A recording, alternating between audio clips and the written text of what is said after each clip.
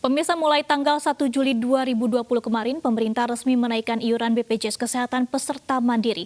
Kebijakan tersebut menuai kritik dari lapisan masyarakat.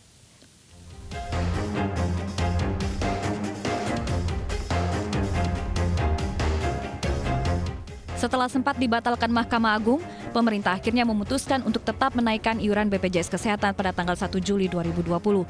Kebijakan itu tertuang dalam Peraturan Presiden Nomor 64 Tahun 2020 tentang perubahan kedua atas Perpres Nomor 82 Tahun 2018 tentang jaminan kesehatan. Bagi peserta kelas 1, iuran naik dari Rp80.000 menjadi Rp150.000 per bulan. Iuran peserta kelas 2 naik menjadi Rp100.000 per bulan, sementara iuran peserta kelas 3 menjadi Rp42.000 per bulan. Keputusan tersebut menuai penolakan dari masyarakat karena dinilai berlaku di saat yang tidak tepat, terlebih di tengah kondisi penurunan ekonomi sebagai dampak pandemi virus corona. Ya, saya sih keberatan soalnya kan berpengaruh ke gaji kita juga. Potongannya agak gede gitu. Lagi COVID-19 seperti ini, penghasilan saya juga tidak bertambah sama sekali, malah dikurangin dengan bos saya. Ya, saya minta ke pemerintah ya kalau memang naik tolong dikondisikan lebih ini lagi. Yayasan Lembaga Konsumen Indonesia atau YLKI meminta agar BPJS Kesehatan memperbaiki layanan seiring dengan kenaikan iuran peserta. Ada cerita bahwa pasien BPJS ditolak oleh rumah sakit dengan alasan-alasan yang tertentu seperti ruangan penuh ataupun alat-alat kesehatan yang ada tidak ada. Jadi dengan iuran kesehatan yang sudah dinaikkan, maka wajib hukumnya bagi BPJS Kesehatan dan mitranya untuk menjaga pelayanan kepada pasien. Defisit meningkat dari tahun ke tahun menjadi alasan utama pemerintah menaikkan iuran BPJS Kesehatan.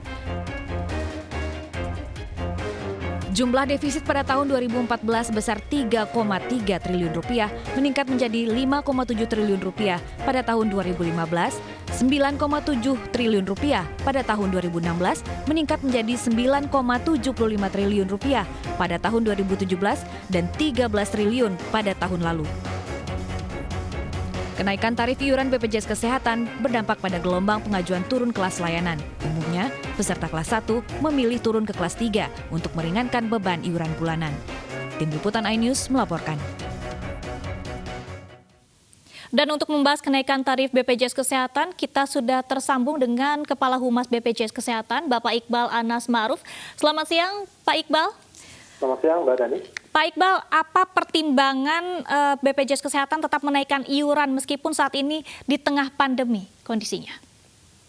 Ya, pertama sebetulnya Perpres 64 2020 itu kan merespon bagaimana pemerintah mematuhi putusan Mahkamah Agung. Ada Perpres 75 tahun 2019 yang sudah ditetapkan di 2019 di Oktober, sebetulnya kan merubah soal iuran yang ada di segmentasi yang lain, tidak hanya mandiri. Sebenarnya saya tidak setuju dengan judul tagline kita di iNews bahwa BPJS naik rakyat tercekik. Karena pemerintah, kalau kita mau fair ya, ada 132 juta jiwa yang sudah dibayar iurannya seluruhnya oleh pemerintah. Jadi pesertanya tidak bayar. Lalu di Juli 2020, pemerintah harus mengalokasikan untuk kelas 3 mandiri 16.500. Sementara pesertanya membayar sesuai dengan angka yang selama ini dibayar oleh peserta. Kelas 1, kelas 2 adalah pilihan sebetulnya soal perbedaan manfaat non-medis. Karena tidak ada perbedaan manfaat medis antara kelas 1 sama kelas 3. Penyakitnya ditanggung sama, mau jantung di kelas 3 atau jantung di kelas 1, sama perlakuannya. Kayak kita misalkan membayar iuran itu seperti memproteksi diri kita sebetulnya. Kalau kita filosofinya menabung, kita tentu akan berpikir besar. Ketika kita misalkan ada suatu saat tiba-tiba sakit, kita sudah punya proteksi. Di sisi lain kita sangat tidak terlalu terganggu ketika misalkan ada kenaikan harga rokok dan yang lain. Jadi ketika untuk kesehatan, kenapa kita berhitung terlalu teknis bahwa harus ada soal fasilitas di kelas 1 dan kelas 2. Baik, sebetulnya ada program. Pak Iqbal, kita mengacu pada kondisi pandemi saat ini. Tentunya kan aksi penolakan, kemudian protes ini kan sudah bergulir sejak sebelum pandemi berlangsung. Nah, apakah selama pandemi ini sudah terdapat data terjadi penurunan tingkat peserta, jumlah peserta dari BPJS Kesehatan ini? Ya, tingkat pergeseran kelas 1 dan 2 memang terjadi, tetapi angkanya tidak sebombastis seperti judul diskusi kita hari ini. Artinya tidak sampai 10%, Pak. Di 7,54% orang bergeser dari kelas 1 dan 2, geser ke kelas 3. Dan ada juga yang memang menaikkan kelas. Dari 0,58% itu bergerak dari kelas 3 ke kelas 2 dan kelas 1. Jadi tentu asumsi-asumsi ini bisa jadi dianggap sebagai pembenaran ya, tetapi secara teknis ketika iuran ini sudah dijalankan dengan putusan Perpres 75 2019 plus Perpres 64 2020, kondisi pembayaran BPJS Kesehatan di 1 Juli dipastikan kita tidak ada lagi klaim yang jatuh tempo yang gagal bayar di situ. Jadi momentum ini kan kadang perlu disampaikan juga ke masyarakat bahwa kita mau program ini tetap jalan, ya memang ada risiko soal kontribusi masing-masing orang. Kalau sudah sehat, bukan berarti tidak lagi membayar iuran seperti itu. Dan kalau ini harus kita sampaikan terus. Dari pembayaran sendiri, apakah sejauh ini selama masa pandemi sudah ada data? Apakah ada yang kemudian peserta yang kemudian menjadi nonaktif atau ada pembayaran-pembayaran yang tertunda dari banyaknya peserta BPJS Kesehatan selama masa pandemi?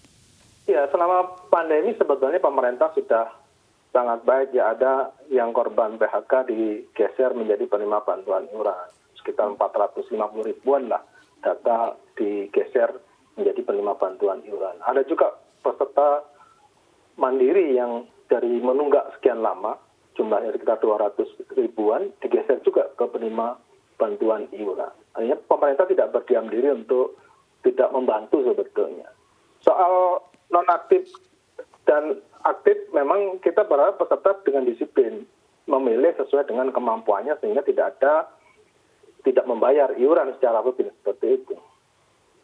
Baik, Pak Iqbal, apakah sudah diketahui data pasti berapa jumlah total masyarakat peserta BPJS yang pindah kelas, karena sejak sebelumnya tentunya sejak masa pandemi ini banyak yang berencana untuk pindah kelas dari kelas 1 kemudian menjadi kelas 2 ataupun sebaliknya? Kalau secara data pergerakannya geser 1, 2, ke 3 itu mendekati 2 jutaan lah datanya, Mbak. Tetapi ada juga, itu total ya, dari sejak Perpres 75 2019, artinya sejak diberlakukan di Oktober kan peserta diberi kemudahan untuk melakukan penyelesaian kelasnya. Harapannya memang bahwa peserta menjadi lebih di-endorse untuk lebih rajin membayar iuran. Itu yang diinginkan sebenarnya dalam skema program ini. Baik, tentunya persoalan dari kenaikan BPJS ini mudah-mudahan akan mendapatkan solusi dan masyarakat tentunya berharap peningkatan dari pelayanan BPJS Kesehatan pada saat akan menggunakannya di fasilitas kesehatan. Terima kasih Kepala Humas BPJS Kesehatan Bapak Iqbal Anas Ma'ruf sudah bergabung bersama kami iNews siang hari ini.